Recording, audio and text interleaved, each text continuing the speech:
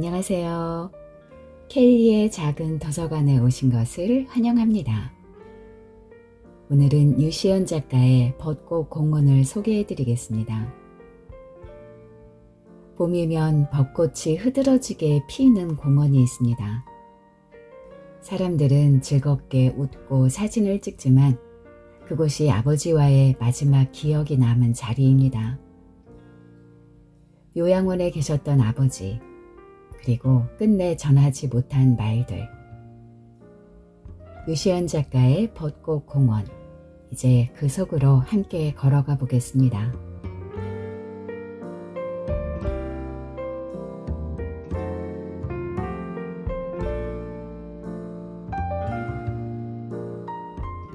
아버지는 오빠 부부에 의해 요양원에 모셔졌다. 그 집은 밤나무 숲이 무성한 산자락에 자리 잡고 있다. 건풀은 수목에 둘러싸인 하얀 목조 건물 2동. 폭풍이 지나가면 금방 무너져 버릴 듯 벽의 두께는 얇고 지붕은 가벼워 보였다. 길 끝에 오목하니 들어가 있어서 내비도 헛갈려 하는 곳이다. 전화로 설명을 대충 들은 것에 비하면 풍광이 썩 좋은 것은 아니다. 전원 풍경이 펼쳐진다는 원장의 말과 달리 논밭을 경계로 2차선 도로가 있어서 자동차 소음이 심한 데다 차량 통행이 의외로 많았다. 민숙은 조금 실망했다.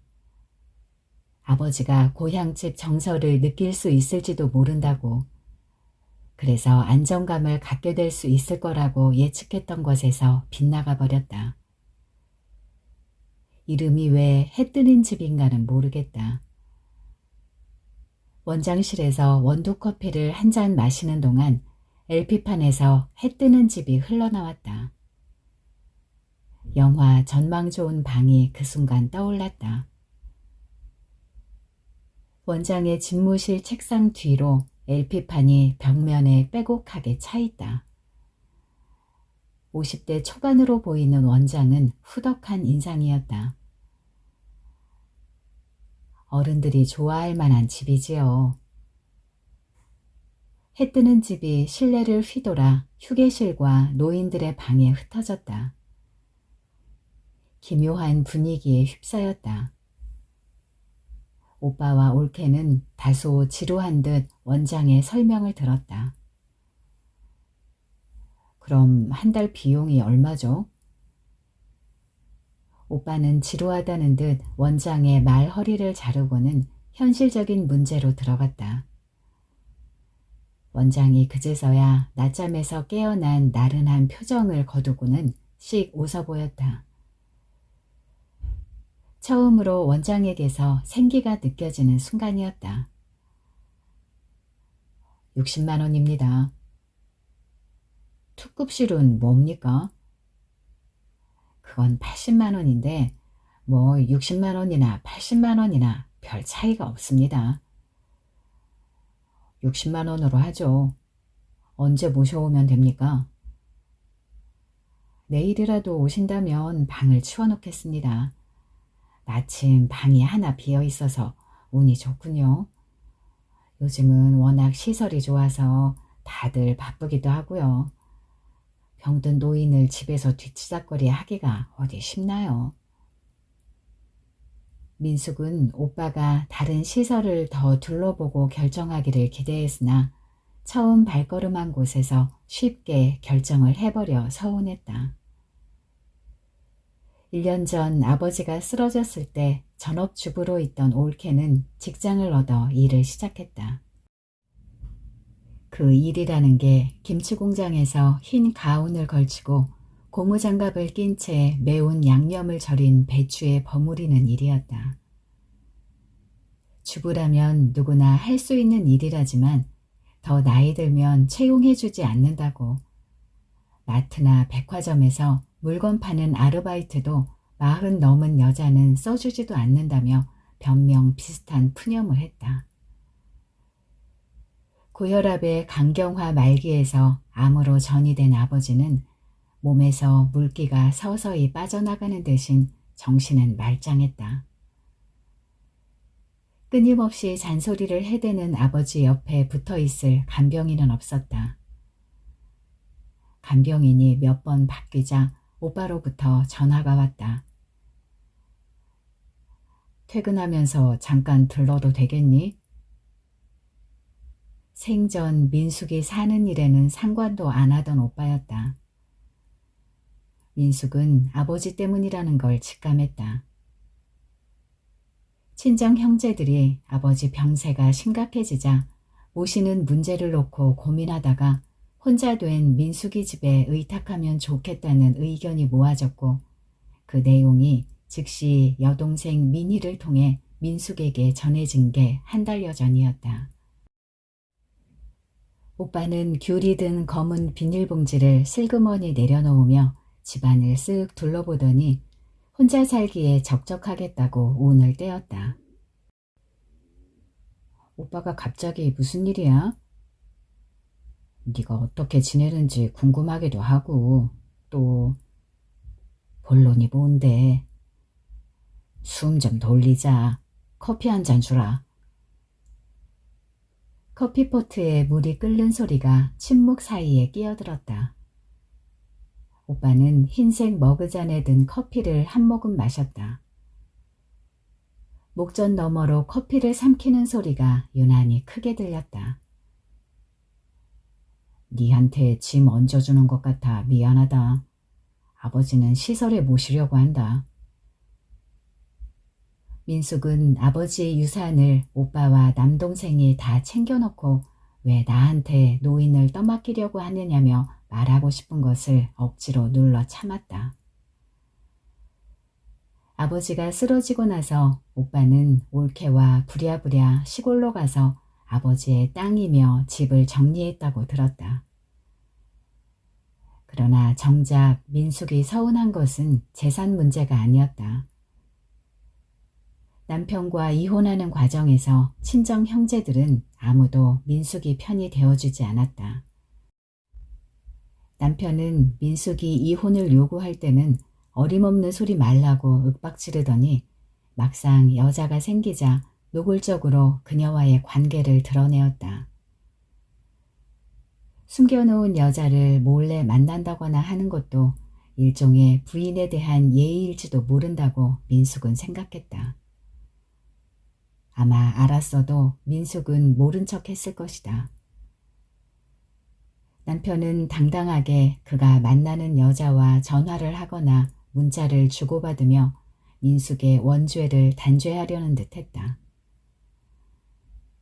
남편이 재산을 빼돌린 것에 대해서도 남편이 18패라는 긴 세월 동안 시부모 뒤치다거리에 병간호에 장례까지 치른 조강지처를 외면하고 다른 여자에게로 돌아설 때 아무도 남편 앞에 나서서 부당함을 따지거나 멱살을 잡거나 흥분한 김에 주먹을 한 방 날린다거나 그런 드라마는 일어나지 않았다. 네가 어떻게 했길래 김서방이 그랬냐.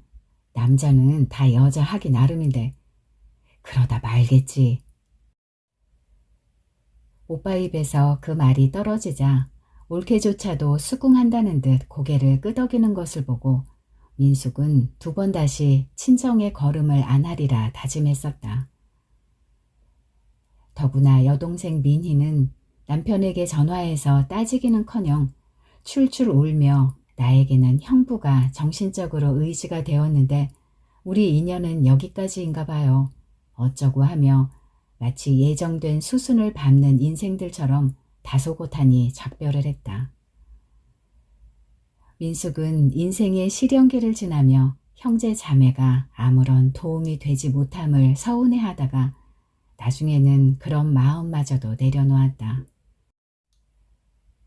아버지가 2번인가 쓰러져 병원에 실려가자 다들 모시기 어려운 핑계를 대며 민숙이 모시는 게 안성맞춤인 것처럼 의견이 모아졌다. 그 전화를 받은 저녁 민숙은 드러누워 사흘을 꼼짝하지 않았다. 우울한 날이었다. 병원 심려 치료를 받으며 사는 게 수렁이던 민숙에게 오빠나 동생들은 관심조차 없다가 단지 혼자라는 이유로 아버지를 떠맡기려고 한통속이었다. 환멸이라는 뜻을 이해한다면 아마도 그런 경우에 해당되리라. 민숙은 며칠 동안 아무것도 먹지 못하고 누워 있었다. 민숙이 병원에서 깨어났을 때 동생 민희가 걱정스러운 낯빛으로 병실 침대 옆에 서 있었다. 전화를 통 받지 않아서 찾아왔다가 의식을 잃고 쓰러진 민숙을 발견한 건 민희였다. 영양실조에다 탈수 증세가 있다는 의사 말에 민희는 기가 막혀 아무 말도 못하고 민숙을 내려다보고 있었다. 요즘 세상에 영양실조라니. 언니가 그렇게 힘들어하는 줄 몰랐어. 민희가 말끝을 다 맺지 못하고 흐느껴 울었다. 민숙이 멍한 시선을 허공에 둔 채 병실 창밖을 내다보았다. 내가 소연 아빠한테 말했어. 언니랑 우리 집에서 같이 살자고 말했어. 나는 자유롭게 살고 싶어. 민숙이 초점을 잃은 눈동자를 창밖에 고정시킨 채 감정 없는 목소리로 중얼거렸다. 언니 이러다가 또 쓰러질지도 몰라. 혼자 살다가 무슨 변을 당하려고. 언제는 너 내 걱정했니? 너는 네 인생 살고 나는 내 인생 살면 되지. 20년 가까이 살붙이고 살아온 남자와도 깨졌는데 어떻게든 못 살겠니? 그러고는 쐐기를 박았다. 언니 칼칼한 성미는 아무도 못 말려. 민희가 웃었다. 민숙은 민희를 흘낏 돌아보고는 다시 시선을 창밖에 고정시켰다. 민숙은 지난 시간을 회고하며 아버지가 살기에는 그럭저럭 괜찮은 조건 같아 오빠의 결정에 토를 달지 않고 침묵으로 동의한다. 민숙이 마음에 들었던 것은 원장의 다소 엉뚱한 생각과 남다른 각오를 다지는 포부에 막 사회에 발을 들여놓으려는 초년병처럼 지나친 자기 확신과 순수함이 얼핏 드러나 보여서였다. 그는 보호자에게 설명한다기보다 해뜨는 집 노인들이 어떻게 인생의 마지막을 그의 표현대로라면 붉은 저녁 노을처럼 아름답게 장식하느냐 하는데 골몰해 있어서 오빠 같은 현실적인 사람 눈에는 허황된 꿈을 꾸는 철딱서니로 보일지도 모른다. 터무니없는 꿈일지라도 가슴에 간직하고 산다는 건 삶에 대한 열정이 충만한 사람들에게나 어울리는 법이다. 아버지에게는 맨 끝방, 논밭과 산자락이 내다보이는 지점에 너댓 평짜리 방이 배정되었다.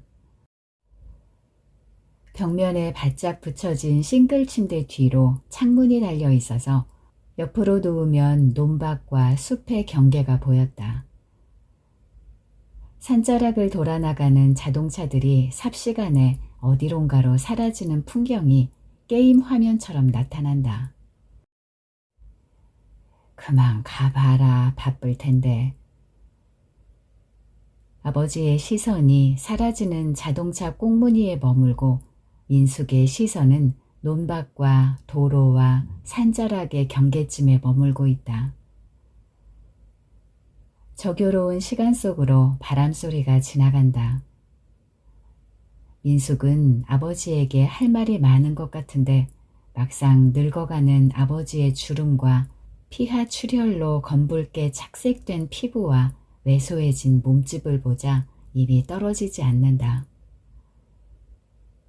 결혼 후 민숙은 시어머니를 모시고 알뜰히 살림을 하면서 살았다. 젊어서 혼자 된 시어머니는 온갖 굳은 일을 하며 남매를 건사하느라 자신의 몸이 반란을 일으키는 것을 모르다가 쓰러져서 긴 시간 병상에 누워 지냈다. 살아서 움직인 시간보다 병석에 누워 아무것도 할 수 없는 시간이 인생의 나머지를 지배한다는 건 얼마나 비참한가. 민숙은 시어머니를 뒤치다꺼리하며 몸과 마음이 지쳐갔다. 투병 환자나 간병하는 가족이나 지겹고 지랄 같은 나날이었다. 민숙은 아버지에게 돈을 빌렸을 때마다 변명을 갖다 붙였다. 이자를 제대로 챙겨드리지 못하고 꼬박꼬박 원금만 갚으며 살다가 어느 날 민숙은 남편으로부터 불만 가득한 소리를 들었다. 당신 아버지는 말이야. 민숙은 뜨악하게 남편을 쳐다본다. 장인도 아니고 아버님도 아니고 당신 아버지라니. 남편과는 아무 상관없는 호칭을 부르는 그가 낯설어서 쳐다보고 있는데 오빠와 남동생을 거론한다. 당신 아버지 너무한 거 아냐? 아들은 자식이고 딸은 남인가? 이가 미쳤나? 안 하던 짓을 하고 그래. 민숙은 어렴풋이 짐작이 갔다. 아버지는 오빠와 남동생에게는 조건 없이 돈을 내어준다는 것을. 물론 되돌려받지 않는다는 것도 알고 있었다. 이 인간이 아버지에게 기대를 했었나? 민숙은 아버지의 도움을 전혀 바라지도 않았고 기대도 없었고 오히려 남자 형제들에게 잘해주는 아버지의 처사를 당연하게 받아들였다. 오빠나 남동생은 아버지에게 뿌리였고 자신의 뿌리를 확인하며 잘되기를 바라는 아버지의 간절한 염원은 민숙에게도 낯설지 않았다. 오히려 워낙 뿌리를 강조하는 아버지로 인해 남자 형제는 집안을 이어갈 강력한 가문의 수호자 같은 존재라고 세뇌되었던 듯하다. 민숙은 잠이 든 아버지를 바라본다. 아버지, 그때 그 일은 잘한 걸까요? 민숙이와 아버지만이 아는 사실을 오간으로 꿀꺽 삼키고 살아온 지도 10여 년이다. 남편은 제게 복수한 거예요. 아니, 아버지에게 복수한 것인지도 몰라요. 민숙은 나지막하게 중얼거린다. 시어머니 병수발에 지친 민숙은 어느 하루 죽을 쑤어 시어머니 방에 들이밀고는 무작정 버스를 타고 남쪽으로 떠났다. 버스에서 내려 찾아간 바닷가 해안은 갯벌이 펼쳐져 있고 물 빠진 갯벌에 하루 종일 앉아 있었다. 썰물이 지나간 해안은 황량감이 감돌았다. 민숙의 가슴속으로 막막한 바다가 들어와 출렁거렸다. 가슴속에 쌓인 지나간 삶의 경량들이 한꺼번에 몰려와 파도처럼 소리치며 요동치는 것 같았다. 서해바다의 낙조는 붉게 타올랐고 붉은 해 그림자가 수평선 너머로 사라질 때까지 민숙은 막막함에 사로잡혀 꼼짝할 수가 없었다. 바다가 깜깜해질 때까지 민숙은 넋을 놓고 앉아 있었다. 바닷가 모텔에서 하룻밤을 자고 다음날 새벽 첫 차로 돌아온 민숙은 썰렁한 집안 분위기에 정신이 번쩍 났다. 민숙을 기다렸던 듯 남편은 붉게 충혈된 눈알을 굴리며 미쳐서 날뛰었다. 시어머니가 덮었던 이불은 오물이 뒤섞여 냄새가 지독했다. 남편의 손찌검이 올라왔고 민숙은 당신 어머니인데 왜 나한테 책임을 지우느냐고 소리질렀다. 그 말에 남편은 두 번째 올라가던 손을 슬그머니 내리고 밖으로 나가버렸다. 그날 이후 시어머니가 죽은 게 민숙의 책임이라도 되는 듯 남편은 괴이한 동물 쳐다보듯 민숙을 쳐다보았다. 시어머니가 누워 지낸 지 5년 동안 결혼한 시누이는 어쩌다 빗쭉 얼굴을 내밀었고 남편은 회사 일이 바쁘다는 핑계로 늦게 들어왔고 돈이 없어 간병인은 염두도 못 내는 그 자리에 민숙이 시모의 손발이 되어 기계처럼 살았다. 민숙이 남편에게 이혼해달라고 소리치며 울부짖을 때 남편이 민숙을 밀쳤고 민숙의 몸이 쿵 소리를 내며 벽에가 부딪혔고 그때 민숙을 찾아온 아버지가 그 장면을 보고 온몸을 부들부들 떨었다. 이어 아버지가 남편의 멱살을 잡았고 남편이 아버지를 노려보며 세게 뿌리치고 나간 후 정적이 감돌았다. 못난 녀석. 아버지는 민숙의 손을 잡아 끌고 친정으로 갔다. 민숙이 아버지에게 하지 못했고 할 수 없는 말들을 가슴에 품고 지내다가 다시 남편에게 돌아간 후 둘 사이는 더욱 냉랭해졌다. 남편과는 이불을 따로 쓰면서 둘은 철저하게 서로를 고립시켰다. 단 한 번의 일탈은 민숙의 일생을 평생 철조망으로 가로막았고 남편과의 관계는 남보다 못한 사이가 되어 서로를 무관심으로 고문했다. 아버지, 다 제 잘못이에요. 민숙이 작은 소리로 중얼거렸다. 아버지가 덮은 이불깃이 미세하게 흔들렸다. 어디서 색소폰 소리가 울려왔다. 엄마야 누나야 강변 살자. 뜰에는 반짝이는 금모래빛. 뒷문 밖에는 갈잎의 노래. 민숙이 아는 노래를 색소폰으로 들으니 기분이 묘하다. 열어놓은 문 밖을 내다보는데 원장이 들여다보다가 민숙과 눈이 마주치자 한마디 한다. 어르신, 따님이 찾아와서 좋지요. 그나저나 저 연주곡을 들으니 기분이 이상해지고 가슴이 막 뛰네. 우리 요양원에 재주 뛰어난 분들 많아요. 취미로 색소폰을 배웠다는데 들을만 하죠. 방송국 국장으로 정년 퇴임하고 연금으로 생활하는 분이죠. 원장이 자기 말만 하고는 다른 방으로 가버리자 다시 색소폰 음악이 들려온다. 민숙은 가만히 귀 기울여 듣는다.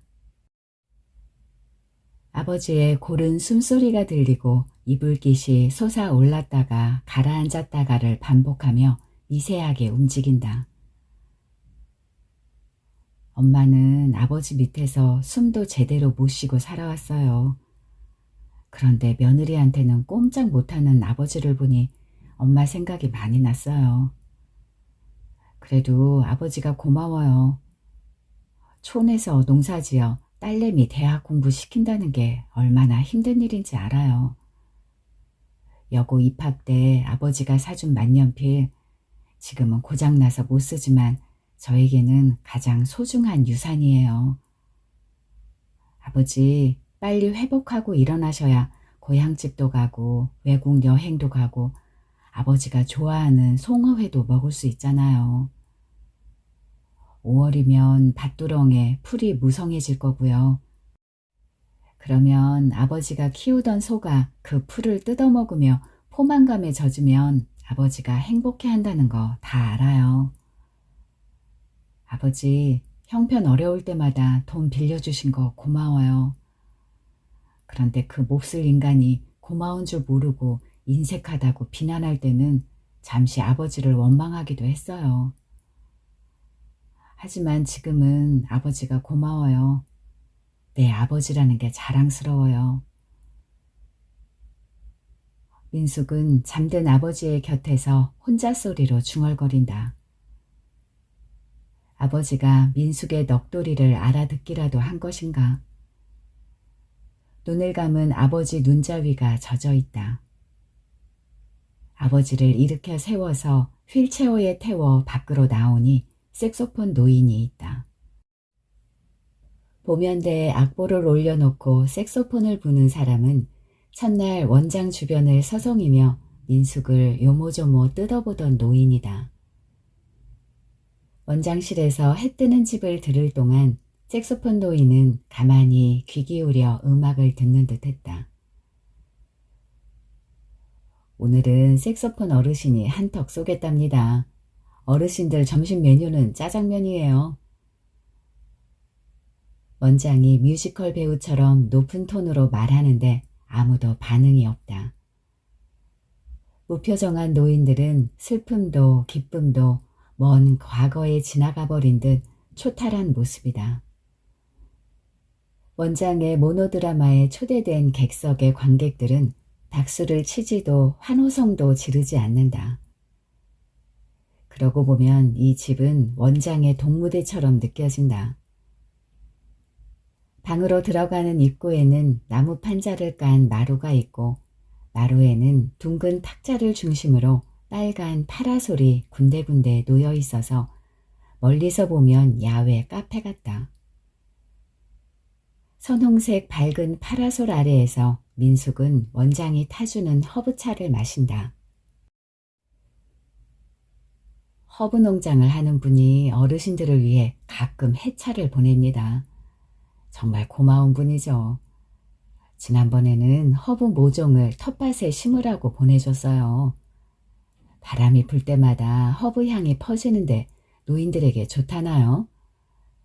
앞으로 요 텃밭에는 야생화를 심을까 해요. 주방 할머니가 작년에 배추와 물을 심어서 김장을 했는데 올 봄에는 파가 쑥쑥 올라와서 꽃을 피우더라고요. 팥꽃 알아요? 나는 태어나서 팥꽃을 처음 봤어요. 유화 그림 속에 집어넣으면 딱 좋을 그런 꽃이었어요.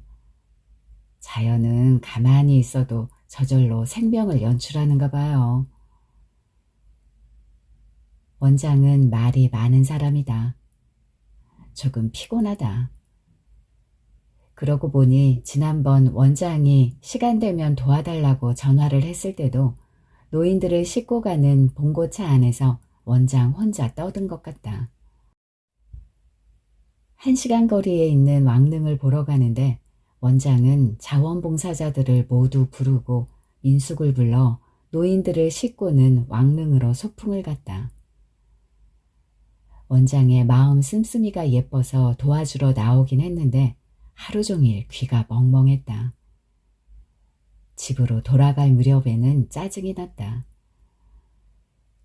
상담 심리를 전공한 친구에게 그 얘기를 했더니 원장의 수다가 노인들에게 치료 효과가 있다고 말해줘서 쓴웃음을 지었다. 민숙은 노인들의 가라앉은 기운과 무표정과 무덤덤하고 어두운 분위기를 떠올렸다. 집에 보내다오. 집에 가고 싶구나. 색소폰 연주가 끝나자 산자락 뒤로 사라지는 자동차들을 무연히 바라보던 아버지의 입에서 혼자 소리로 중얼거리는 소리가 들렸다. 민숙은 아버지의 휠체어로 다가간다. 아버지, 집에는 아무도 없어요. 집에 가고 싶구나. 오빠랑 얘기해 볼게요.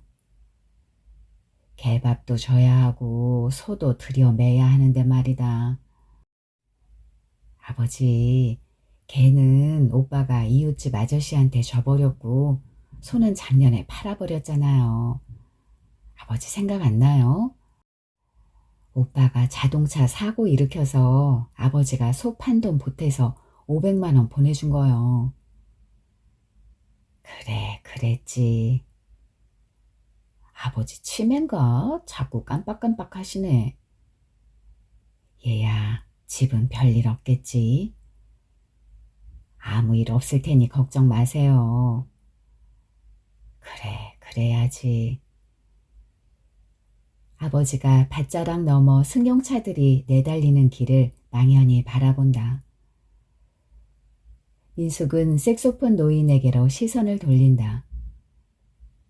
색소폰 연주를 끝낸 노인이 푸른색 천을 꺼내 악기를 닦고 있다. 황금색으로 칠한 듯 노란 광택이 난다. 악기 닦는 시간이 연주한 시간보다 더 길다. 은색 승용차 한 대가 마당에 서더니 안에서 하얗게 머리가 센 할머니와 자식으로 보이는 젊은 사람 셋이 내린다. 오셨어요. 다른 데 둘러보아도 우리 집이 제일 나을 겁니다. 방은 준비해 놨어요. 원장이 반가운 얼굴로 그들을 안내한다.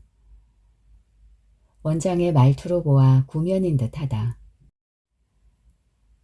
하얀 머리 할머니가 색소폰과 아버지와 민숙을 유심히 살피며 원장을 따라간다. 하얀 머리 할머니가 투덜거린다. 야야, 여기 며칠만 있으면 집으로 가는 거 맞디? 그렇디? 내가 산부인과 개업해서 죽어라 하고 일만 해서 너희들 육남매 키웠어. 이북에서 내려와 의지할 때라고는 돈밖에 없었디. 뒤따라온다던 영감과는 영영 이별이 될 줄 내가 알았간. 난 손주들 재롱 보며 살 줄 알았는디 네가 나를 여기로 데려올 줄 몰랐어야. 야야, 나 아직도 일할 수 있어야. 평생 갓난아이 이 손으로 받고 여자들 구멍만 들여다보며 자식 새끼들 키웠어야. 근데 여기는 재활치료 할 수 있는 데간? 어머니, 조용히 하세요. 창피하게. 아들로 보이는 중년 남자가 흰머리 할머니 팔을 잡고 부축한다. 악기 케이스에 색소폰을 집어넣고 가죽 케이스 문을 닫은 노인이 그들 모자의 뒷모습을 물끄러미 바라본다. 나 안 늙어서 저 할머니처럼은 안 살겠다고 다짐했죠. 내가 치매 걸린 아버지를 모시면서 다짐한 일이에요. 아내는 아버지 옷을 벗기고 목욕을 시키면서도 군소리 한 번을 안 했는데 아버지보다 아내가 먼저 저 세상으로 갔네요. 눈앞이 캄캄했어요. 평생 아내한테 사랑한다는 말 한마디 안 했다는 생각이 나를 미치게 하는 거예요. 왜 자식들에게 짐을 남겨줍니까? 나요, 국장으로 퇴직해서 연금도 받아요. 매달 통장으로 300만 원이 따박따박 들어오죠. 자식들한테 아쉬운 소리 안 하고 신세 안 지고 먹고 싶은 거 사 먹으면서 살다가 가면 되는 거지요. 색소폰 노인의 말에 아버지가 고개를 끄덕이며 희미하게 웃는다. 분위기가 이상하게 돌아가고 있다. 민숙은 화제를 돌려 음악에 대해 물어본다. 연주 잘 들었어요. 아, 지난번에 왔던 따님이신가? 네. 그나저나 짜장면이 올 때가 됐는데, 아, 저기 오네. 오토바이 2대가 오더니 2명의 청년이 철가방 4개를 내린다. 식탁에는 일찌감치 젓가락과 물수건과 물컵이 놓여있고 주방 아주머니 3사람이 짜장면 그릇을 옮긴다.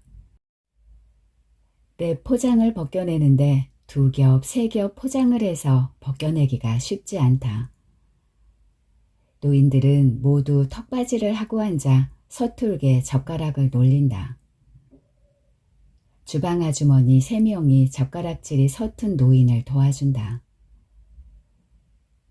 점심을 먹고 얼마 후 봉고차와 검은 승용차가 도착하자 원장이 휘파람을 불며 직원들과 함께 노인들을 봉고에 태운다. 민숙과 눈이 마주친 원장이 한쪽 눈을 찡긋해 보이며 콧노래를 부른다. 노인들이 이상한 게 아니라 원장을 주인공으로 하는 연극무대 세트장 같다는 생각을 지울 수가 없다. 간호사 복장을 한 여자가 하얀 가방을 들고 봉고차에 함께 오른다. 민숙은 휠체어를 접어 차에 싣고 아버지를 부축한다. 벚꽃 가로수가 펼쳐져 있는 큰 길에 꽃잎이 날린다. 꽃잎은 바람에 몰려다니다가 흩어진다. 한낮의 봄볕은 연두빛 잎사귀에 윤기를 더해준다.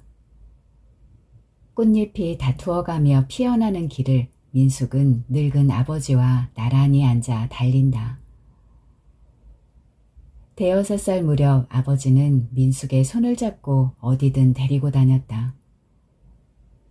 5일장이 열리는 날이면 장에 데리고 가서 분홍 구두를 사주었고 예쁜 나비 모양의 머리핀을 사서 꽂아주었다. 8살 때인가 민숙이 아버지를 따라 서울로 갈 때 동네 친구들의 부러워하던 눈빛이 떠오른다. 그때 민숙은 선택받았다는 느낌에 우쭐했다. 서울 이야기를 듣기 위해 아이들이 민숙이 가방도 들어주고 사탕과 젤리를 갖다 줄 때도 민숙은 서울의 풍경을 과장되게 떠벌렸다. 민숙의 과장이 부풀어 오를수록 인기는 높아갔지만 어느 순간 민숙은 왕따가 되어버렸다. 아무도 놀아주지 않는 자리에 아버지가 들어왔다. 너는 다른 아이들과 다르다. 그러니 슬퍼하지 마라. 이 다음에 훌륭한 사람이 될 거지? 민숙은 훌륭한 사람이라는 게 무슨 뜻인지도 모르면서 언제나 아버지의 물음에 대답을 했다. 아버지, 이 다음에 세계 여행 시켜드릴게요. 허허, 오냐. 아버지는 웃으셨다. 민숙은 세계 여행은커녕 국내 여행 한번 시켜드리지 못한 아버지와의 시간을 뒤돌아본다. 벚꽃공원에는 미리 원장의 연락을 받은 자원봉사들이 나와 봉고에서 내리는 노인들을 부축하고 있다. 젊은 자원봉사자가 흰머리 할머니의 손을 잡아주자 할머니가 세게 뿌리치며 혼자 할 수 있다고 늙은이 취급하지 말라고 째려본다.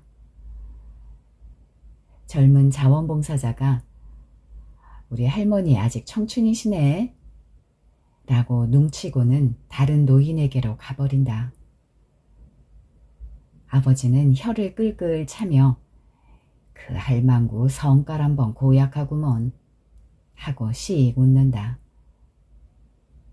흰머리 할머니는 병색이 완연한 건불처럼 날아갈 것 같은 노인들이 마음에 안 드는지 연신 늙은 노인들만 있다고 툴툴댄다. 그러면서도 아들에게서 전화가 안 왔느냐고 원장에게 묻고 또 묻다가 연락이 없었노라는 대답을 듣고는 시무룩해진다. 공원은 온통 벚꽃 천지다. 하늘을 가득 덮은 벚꽃의 잔해가 나뭇잎에도 바위에도 호수에도 떨어져 이승에서의 무게를 마지막으로 가볍게 내려놓는다. 색소폰 연주 노인이 악기를 꺼낸다. 아름다운 꿈 깨어나서 하늘의 별빛을 바라보라. 한갓 헛되이 해는 지나 이 맘에 남모를 허공있네. 지나가던 사람들이 그 자리에 서서 노인의 연주를 듣는다. 흰머리 할머니의 두 눈에 눈물이 흘러내린다. 할머니의 눈은 멀리 벚나무 가지를 지나 논밭을 지나 허공을 향하고 있다. 분분히 날리는 벚꽃의 소멸 속으로 파고드는 색소폰 연주 소리는 흐느끼듯 가슴에 꼭꼭 숨겨둔 노인들의 연약한 틈새를 파고든다. 민숙은 아버지를 요양원에 모시고 난 얼마 후 연극 티켓 2장을 샀다. 그날 민숙은 원장에게 미리 양해를 구했고 특별 외출 허락을 받았다. 아버지에게 특별한 하루를 선물하고 싶은 민숙의 속내는 이상한 가닥으로 꼬이기 시작했다. 외출복으로 갈아입고 요양원을 나설 때만 해도 분위기는 좋았다. 안에만 갇혀있다 밖으로 나온 아버지의 표정에 들뜬 기색이 역력해서 민숙은 오랜만에 뭔가를 한다는 기쁨에 택시를 잡으면서도 아버지의 컨디션 따위는 염두에 두지 않았다. 택시를 타고 가까운 전철역으로 향하는데 아버지 얼굴이 이상하게 변해가며 다리를 꼬기 시작했다. 야야, 큰일 났다. 왜요, 아버지? 무슨 일? 민숙은 미처 말을 끝내기도 전에 심한 구린내에 코를 감싸준다. 택시기사가 급브레이크를 밟으며 갓길에 차를 세우고 심한 욕설을 퍼부어댔다. 이 노인네가 망령이 들었나? 남의 영업 방해를 해도 유분수지 내 차에다 똥을 싸? 참 기가 막혀서. 이봐, 어떻게 할 건데? 급기야 택시기사가 두 눈을 부릅뜨고 민숙을 노려본다. 민숙은 그저 미안하다고, 잘못했다고, 새차비를 드리겠다고 손이 발이 되도록 빌었다. 민숙은 오빠에게 전화를 걸어 도움을 요청했다. 오빠는 쓸데없는 일 벌여서 바쁜 사람 오라가라 한다고 화부터 냈다. 1시간여가 지나자 오빠가 달려왔다. 택시기사는 차를 팽개치고 담배를 피워 물며 연신 욕을 해댔다. 가까운 곳에 주유소가 보였다. 민숙이 아버지를 부축해서 주유소 화장실에 모시고는 바지를 벗겨내고 대걸레를 빻는 수돗물을 틀어놓고 똥 묻은 바지를 헹군다. 아랫도리를 드러낸 아버지의 뼈만 남은 종아리가 더욱 마네킹처럼 가늘고 길다. 민숙이 아버지를 돌아서게 한 다음 호스를 수도꼭지에 끼워 물을 틀어 엉덩이에 뿌린다. 차가운 고무호스의 물줄기가 빈약한 아버지의 엉덩이에 화살처럼 쏘아대자 아버지는 오들오들 떨면서도 말 한마디 없다. 민숙은 가디건을 벗어 아버지 허리에 둘러주고는 아버지 바지를 한 번 더 헹군다. 밖을 내다보니 오빠가 택시기사와 몇 마디 주고받더니 지갑에서 수표 몇 장을 꺼내주는 게 보인다. 오빠의 표정은 굳어있다. 그 와중에도 아버지는 오빠를 보자 반가운지 왜 왔어? 한마디 하고는 오빠 승용차 뒷좌석에 올라탄다. 오빠가 양복 저고리를 벗어 아버지 어깨에 걸쳐준다. 요양원으로 돌아오는 길에 세 사람은 말이 없다. 아버지는 자는지 눈만 감았는지 미동도 없다. 친구 어머니가 그 연극을 보고 감격해서 울었다는 한마디에 무슨 내용이냐고 물었더니 은퇴한 노인들의 인생과 사랑 이야기라고 하기에 민숙은 아버지에게 보여주고 싶었다.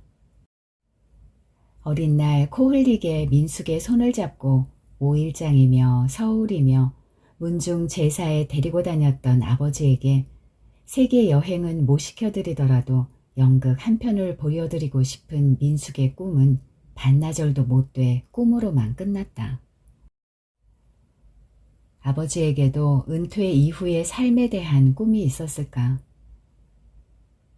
칠순을 넘기면서부터 간경화와 고혈압에 시달리던 아버지는 간에 좋다는 민간 약재를 장복하면서 오히려 간에 무리를 주었고 암 선고를 받았을 때도 생에 대한 미련을 버리지 못해 자식 공부시키느라 팔았던 땅을 다시 사들이겠다고 돈을 모으고 있었다. 아버지 그깟 땅 아버지 돌아가시면 오빠나 남동생이 그냥 둘 것 같아요. 다 팔아 치울 텐데 뭐하러 힘들게 사세요. 사는 동안 맛있는 거 사 먹고 편안히 계세요.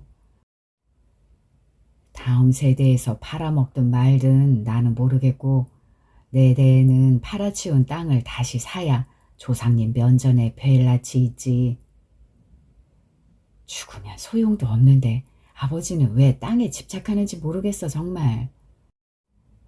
내가 죽은 뒤에도 남는 건 땅밖에 없다.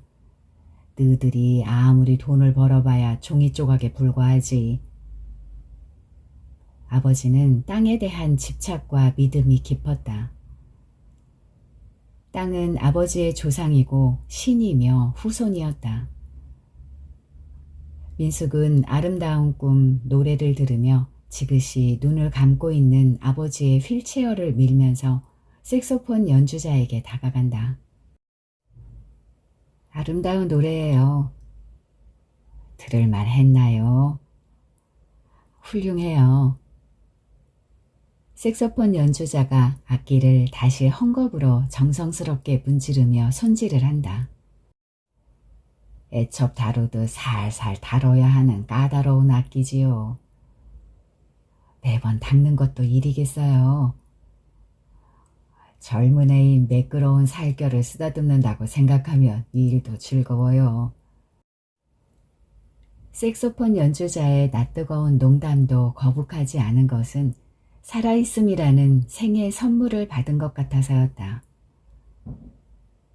공원 잔디밭에는 차츰 소진되어가는 생명체가 마지막 생명의 열정을 피우려는 듯 곳곳에 하얀 꽃잎 물결로 흔들린다.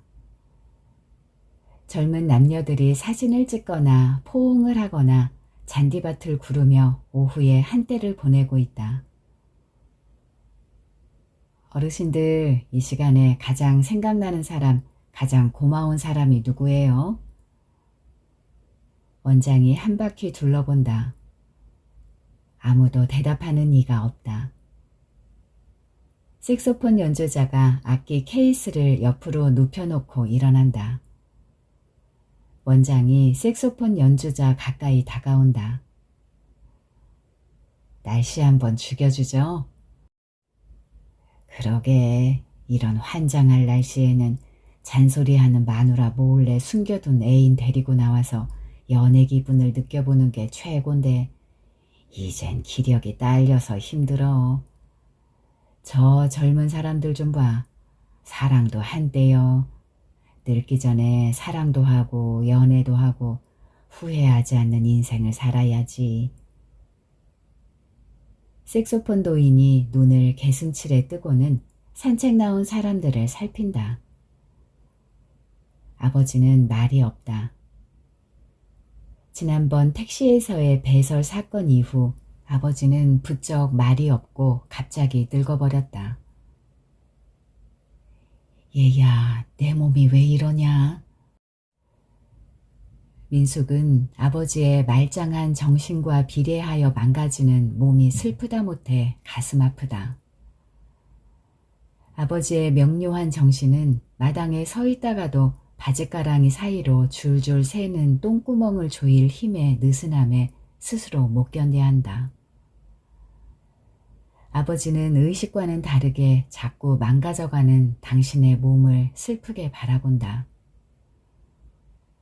젊어서 순전히 농사를 지어 오남매를 교육시키느라 학비를 감당했던 건강한 몸이었다. 그 몸이 이제 말을 듣지 않는다. 아버지는 오래전에 떠난 아내를 잊은 걸까? 한 번도 어머니에 대해 입 밖에 담는 것을 보지 못했다. 민숙은 아버지 바지를 벗겨내고 엉덩이를 호스로 씻어낼 때 어머니를 떠올렸다. 늙어 볼품없는 몸일지라도 서로 어루만져가며 생에 저무는 들판을 나란히 바라보아야 할 관계가 삐끗 어긋날 때 남은 사람의 인생도 온전할 수 없다. 아버지의 기울어진 삶을 바라보는 민숙으로서는 자신의 미래를 보는 것 같아 견딜 수 없다. 하얗게 잔디밭을 덮어버린 벚꽃의 잔해가 가벼워진 아버지 발에 밟혀 짓이겨진다. 우수수 흩날리던 꽃비는 한때 건강한 몸을 자랑했던 노인들의 가벼워진 영혼처럼 사방에 흩어진다. 아버지는 휠체어를 세우게 하고 지는 저녁해를 바라본다. 고요히 응시하는 그 눈길에 깊고 그윽한 회한이 담긴다. 살아있음이 고마운 날이구나. 벚꽃이 황홀해. 황홀하고 고맙구나. 내 생애 마지막 벚꽃을 보게 될 줄 누가 알았겠어. 아버지가 나지막하게 중얼거린다. 얘야, 나를 집에 데려다 다오. 개 밥도 줘야 하고 소 먹이도 줘야 하는데. 아버지, 소는 팔아버렸다고 했잖아요. 언제까지 여기 있어야 해? 집에 가고 싶구나. 아직은 추워요. 그 골짜기 꽃샘바람이 얼마나 심한데요. 4월에도 눈이 내리는 곳이잖아요. 뉴스 보셨죠? 폭설이 내렸다고. 아버지, 따뜻해지면 오빠랑 의논해서 꼭 집으로 모셔갈게요. 공원에서 돌아온 저녁 내내 아버지는 민숙을 졸라댔다. 피곤한 하루였다. 민숙이 집에 돌아와 발을 뻗고 막 쉬려는 참에 원장으로부터 연락이 왔다. 아버지가 이상하다고, 가까운 병원에 모셔놨다고, 간식으로 딸기를 드셨고 밝은 모습으로 간호사와 식당 아주머니와 원장에게 감사하다고 인사를 하고는 갑자기 숨소리가 고르지 않아 급히 병원 중환자실로 모셨다는 원장의 말에 민숙은 아득해지는 느낌이었다. 집에 가야 되는데, 집에 가야 되는데. 아버지의 메마른 음성이 환청처럼 민숙을 따라온다. 민숙이 병원에 도착한 시간은 자정 무렵이었다. 오빠에게 연락하니 지방에 출장 중이라고 다음날 첫 비행기로 올라오겠다는 말을 들으며 민숙은 가만히 누워있는 아버지를 들여다본다. 가늘고 작은 숨소리가 들리는 듯하다. 민숙은 가만히 의자를 끌어당겨 아버지 옆에 앉아 손을 잡는다. 마르고 까칠한 손이다.